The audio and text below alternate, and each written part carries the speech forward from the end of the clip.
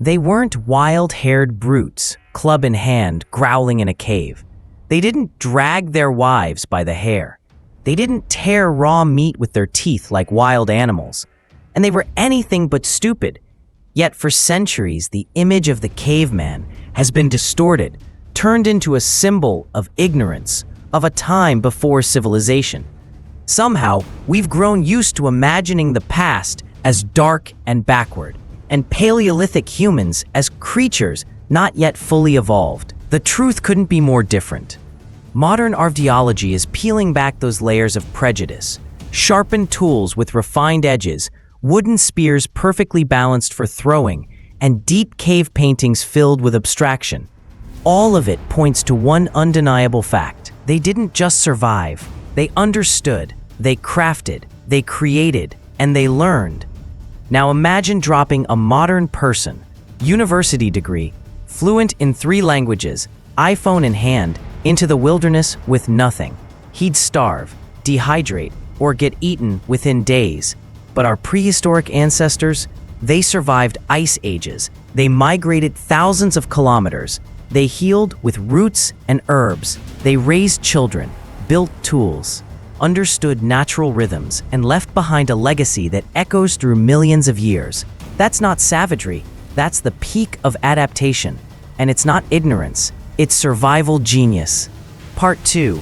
99% of human history belongs to this era. If human history were a 100-page book, the chapter we're living in right now would only be the final page. Everything we usually call history, from the pyramids and the Roman Empire to the internet and space exploration, makes up less than 1% of our story. The remaining 99% of human existence belongs to the Paleolithic era. From 2.6 million years ago to around 12,000 years ago, this was a time without agriculture, without governments, without books, without money. And yet, it was during this era that humans discovered fire, crafted tools, painted cave walls, tamed the wild, and shaped the roots of spiritual life. We didn't just learn to survive. We began to dream. Homo habilis, the handyman. Homo erectus, the upright man. Neanderthals, builders of stone and bone shelters. Denisovans, rulers of the frozen Asian highlands. And finally, Homo sapiens, the one who thinks. Each of them represents a grand opening chapter that modern history books often skip over, not because they weren't important, but because they didn't write in ink. They carved their legacy into stone, into bone, and into memory. We didn't begin with cities. We began with footprints in the sand, sparks in the dark, and whispers echoing in the caves. The sound of a species learning, for the very first time, what it means to be human. Part 3. A day that begins with fire and survival. No Google Calendar, no deadlines. But every day for a Paleolithic human was a race against death, where a single mistake could cost everything. Mornings didn't begin with an alarm, but with the sound of wind rustling through animal hide roofs, the soft crackle of embers, and the smell of smoke soaked into fur and skin. The first person to wake would stir the coals from the night before, the fire that must never be allowed to die, because without fire, they'd lose warmth, light, food, and protection from predators. At Terra Amata in France, archaeologists uncovered hearths that had been carefully maintained for years, fixed in place inside shelters, surrounded by ash, charcoal, and charred bones. After fire came water. Someone would walk to the nearest stream, river, or pool, fetching water with animal bladders, shells, or hide pouches. Another would check traps for animals caught overnight. A few others sharpened spears, reshaped stone blades, preparing for the hunt ahead. No shouting, no orders. Everyone knew what had to be done. There were no bosses, only the pressing logic of survival.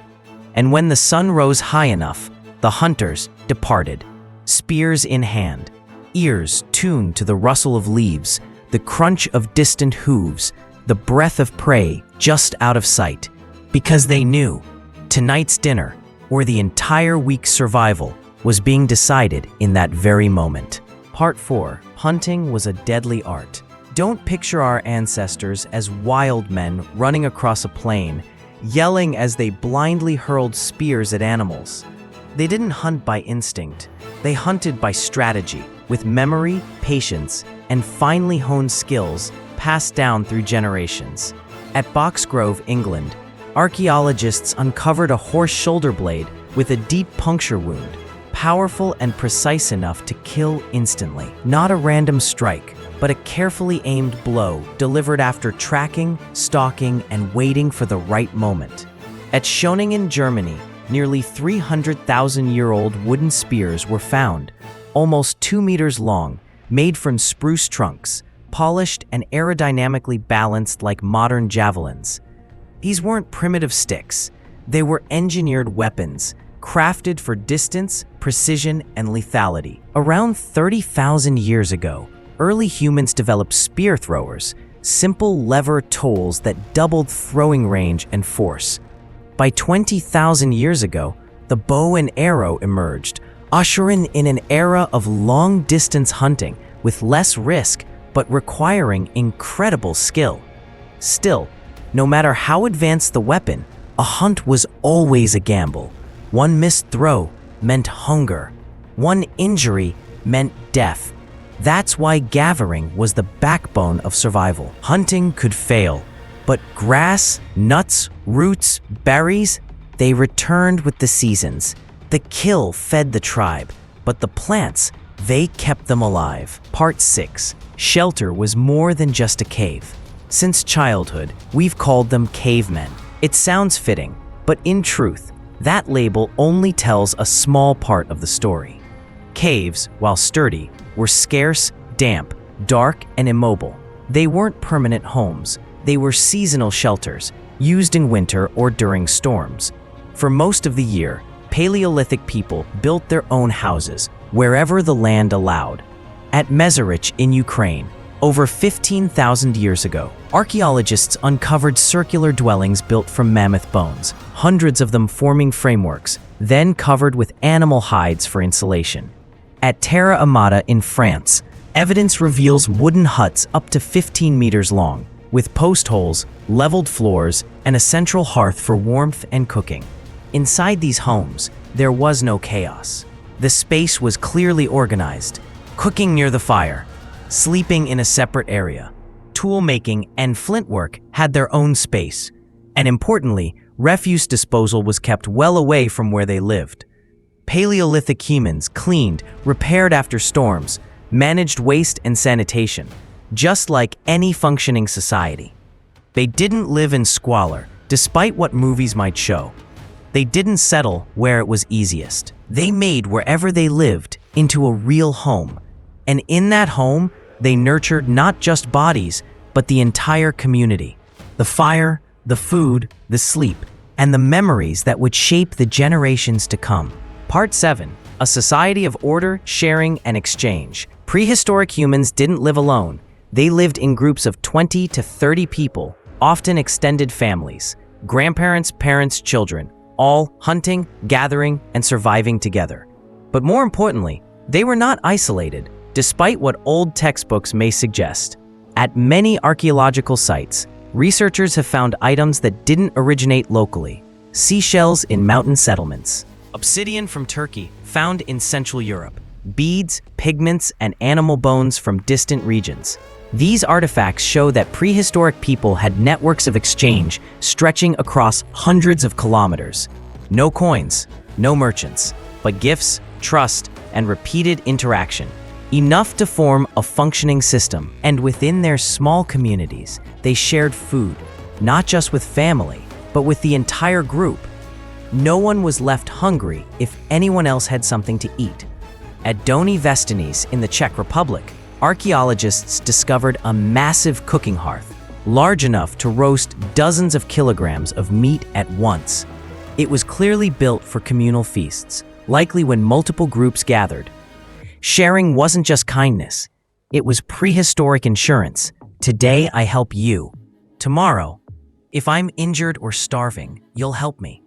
There were no laws, no written contracts, only obligations etched into collective memory and upheld through honor.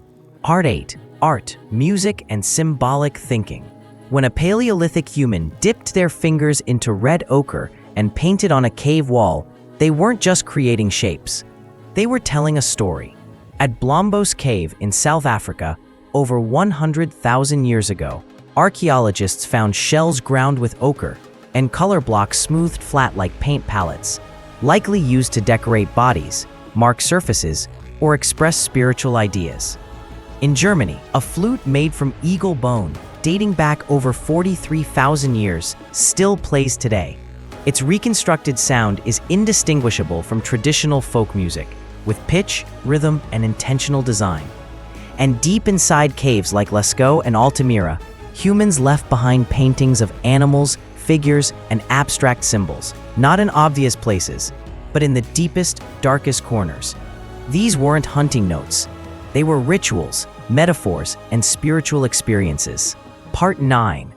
Care, Medicine, and Human Compassion. In a cave at Shanidar, Iraq, archaeologists discovered the skeleton of a Neanderthal. Missing his right arm, crippled in the left leg, blind in one eye, and with a deformed skull. And yet, he lived to around 40 years old, an advanced age for his time. That shouldn't have been possible, unless someone fed him, cleaned him, protected him from predators, and brought him along during migrations every single day. Not because he could still hunt, not because he could still make tools, but because he was part of the group. Prehistoric humans did not abandon the sick. They did not discard the elderly. They did not treat the disabled as burdens. They kept the weak as living memory of the tribe. A blind man could tell stories. A crippled man could teach how to knack stone. An elder could remember the location of a water source from 3 seasons ago. And they didn't just care, they healed. On ancient teeth, bones, and tools, researchers have found traces of medicinal herbs, anti-inflammatory fungi, and willow bark, rich in salicylic acid, the active ingredient in modern aspirin. They used leaves to stop bleeding, clay to set broken limbs, and charcoal ash to disinfect wounds. They had no hospitals, but they had experience, observation, and compassion. To call them savage is to deny one of the most profoundly human traits ever to evolve, the capacity to care. Part 10. Lessons from the past for the present. We live in the age of satellites, AI, and lightning-speed internet. But we also live in the age of climate change, social unrest, depression, loneliness, and identity crisis. We have everything, yet we've forgotten how to live rightly with the world. Paleolithic people didn't have solar panels, but they didn't deforest the planet. They didn't have food science, but they ate diversely and nutritiously. They had no written laws, but they knew how to share, support, and keep their word. They took only what was needed, no hoarding, no boasting. They hunted, but only when necessary. They ate, but also buried, honored, and thanked the creature they had killed. For millions of years, they lived sustainably, in harmony, and left behind not a single piece of plastic beneath the soil. They survived ice ages, volcanic winters, and droughts, not with domination, but with wisdom, patience, and collective strength. Today, as we face an uncertain future, maybe we don't need to return to the Stone Age. But we should remember how humans once lived without anything and still lived beautifully, abundantly, and with deep humanity. So don't call them primitive, call them what they truly were. Indigenous geniuses, masters of coexisting with nature without destroying it. We live among concrete, screens, and artificial lights, but deep in our DNA, we are still Paleolithic. We carry the memory of mornings by the fire, nights filled with bone flute songs, and the scars of the oldest war on Earth, the war to become human. They lived without dominating. They endured without destroying. They didn't need civilization because they laid its first foundation. So if life today feels too heavy, too disconnected, too lost, look to the past. not to return, but to remember how our ancestors once chose to live and survived because of it. If you want to uncover more forgotten truths about your ancient ancestors, subscribe to the channel so you never miss a story, because the history of humanity didn't start with pyramids or empires. It began with a small fire, a story whispered in a cave, and a question that still echoes through time. What does it mean to be human?